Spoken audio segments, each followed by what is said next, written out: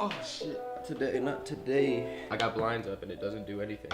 What's up guys, welcome back to the channel. You already know who it is. I don't need no introduction. It is your favorite VST in the market, Drip Plugin, and today I'm gonna be going through and showing you guys how to make simple beats sound super full, super catchy, and how to make it so that you don't get ear tired from it, which is one of the most important things. This is something I've been still learning, and I feel like as of recent, I've started to figure it out, and I figured why not give that information to you guys, because I didn't have anybody teach me. It was more by trial and error and figuring it out, being in the studio, working with artists and songwriters and stuff, like what stuff they gravitate towards. Get this video to 2,000 likes. I'm gonna send a bunch of copies of my Reddit drum kit to a bunch of commenters in the comment section as soon as this gets 2,000 likes. So I got this loop pulled up. It's around like that club BPM, like between 90 and 110 is like 115. In that area, you can do some really like fast bounce stuff. So I just went ahead and double timed this. It's a loop from Nash, super fire. I'll give you guys a little preview here.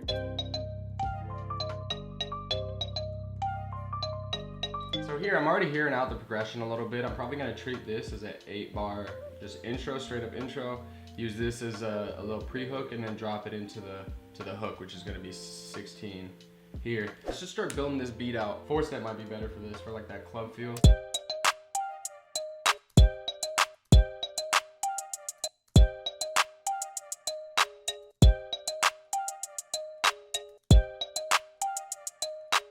Come in here, maybe add like a little roll so it's just not a super simple, you know, bop, bop, bop, bop, bop. Just get something very simple going. Some rolls. The really important thing with this stuff, guys, is keep it simple, but you want to keep something that is easy for somebody to like catch on to. So you don't want really weird bounce everywhere.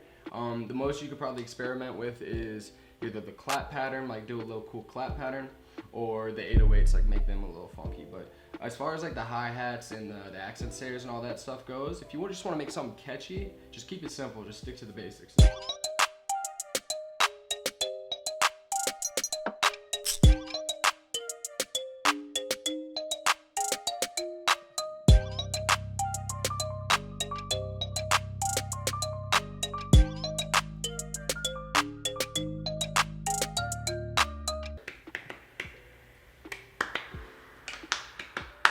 Copy that.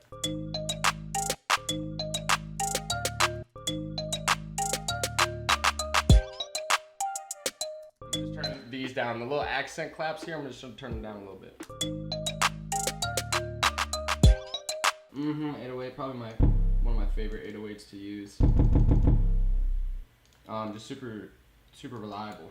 So, start building out this pattern. I already have the MIDI here, so it should be easy.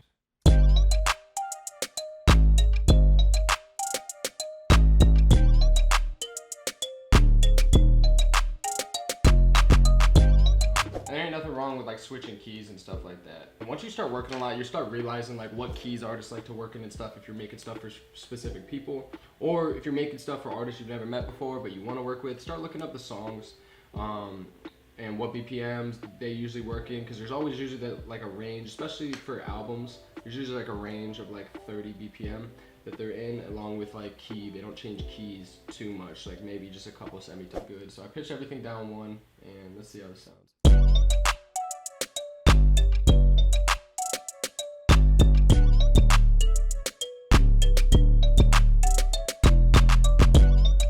And here's the really important part where everything really starts to come together, which is the arrangement.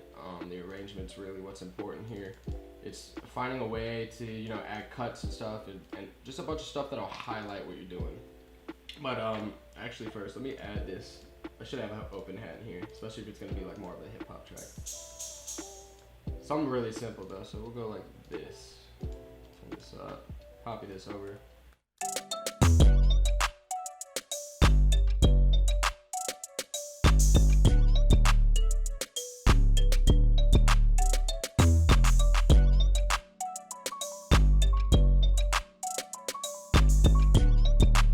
Make sure everything's leveled right real quick. Probably turn the gain up a little bit so it smacks harder. Copy over this kick pattern to the 808 pattern. So now this shit's really gonna smack. Come over here, Control A, Alt K, put everything to C.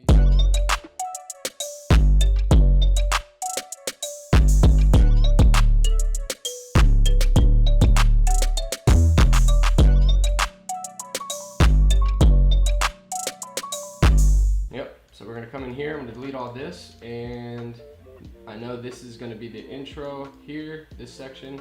Get the little pre, and for the pre, I'm gonna have sounds be building up here, so I don't want all the sounds.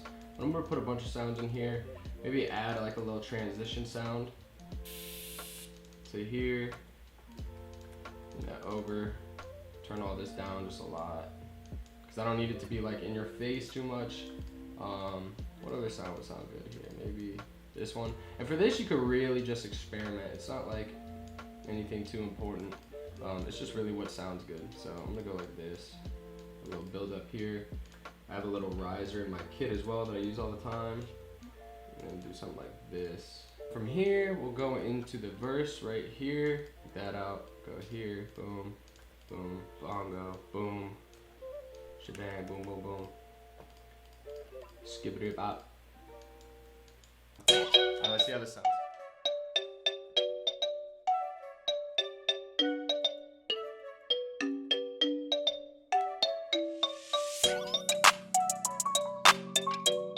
And for here, I'm gonna have the intro. Obviously, this is like the little bass pattern that he had in there. So I'm gonna leave that in, and I'm not gonna EQ that part out. And just from there, I'll EQ everything, because I want to have room for my 808s in the mix. So, but at the same time too, don't get carried away and cut off too much. Don't bring it all the way just to low mid or like over here. You want to have a little bit like of the integrity of the loop still in there, because if you take out too much, it's just gonna sound very like tingy here. This just doesn't sound as good with the other sound. It just, you get a little bit more frequencies down in the bass and it doesn't clash, so just do it by ear with the 808s, whatever sounds good. Don't be afraid to just sound it out. I be sounding stuff out all the time.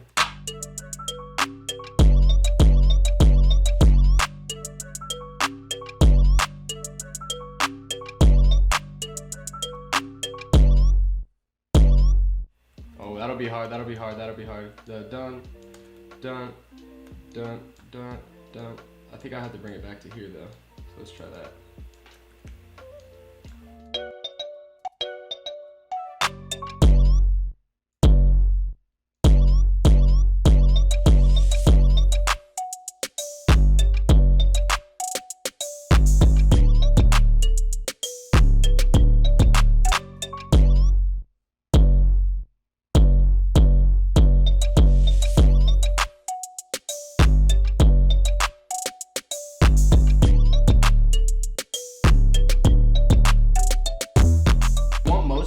Your sounds to be in the hook area and then still build up. So we'll do something like this, because you see the hook, for the first half of the hook, let's have it build up with that little piano, and then the second half of the hook we have this little flute, and then from there we could just copy that over from how it was over here. Add some variation here by when we go into this section over here, copy this over, and then when we go into this section here, I'm gonna have this bass come back in and just let this ride out on its own, like this. And then just have this section kind of like go do its own thing here. Come here, take that out, because this is cutting out the low end from this, and you don't want that when this part's in. And then I'll just come over here, go like this, and then bring this over here. And then have it copy over, and then it repeats one more time, all the way to the end of the hook. And then it'll just fizzle out here with that outro, like boom. And let's see how this sounds.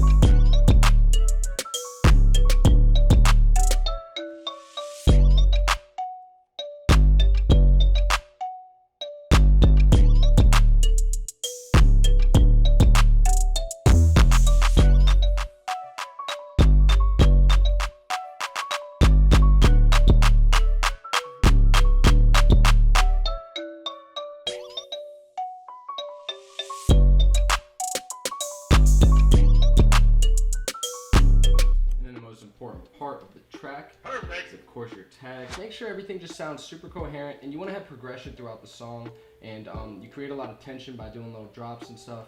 You can add more of these throughout the track in different spots.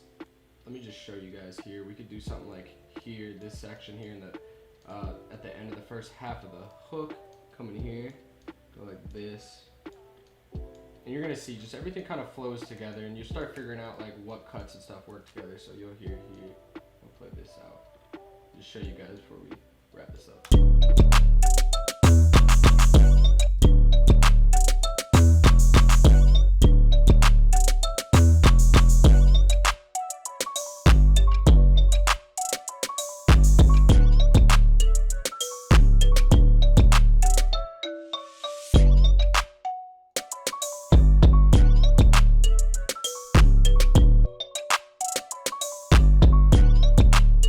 So it's really about just building up a lot of energy and having good sections to your track, and that really is basically the gist of making a really catchy track that doesn't get boring, is just having a lot of switch ups and stuff like that, stuff to carry the track. If you guys enjoyed, please drop a like, subscribe, let me know what you want me to do next. I might deconstruct Speak by LAROI. I did that song on his album with Rio and a couple other people, so I could break that thing down for you guys. Yeah, peace.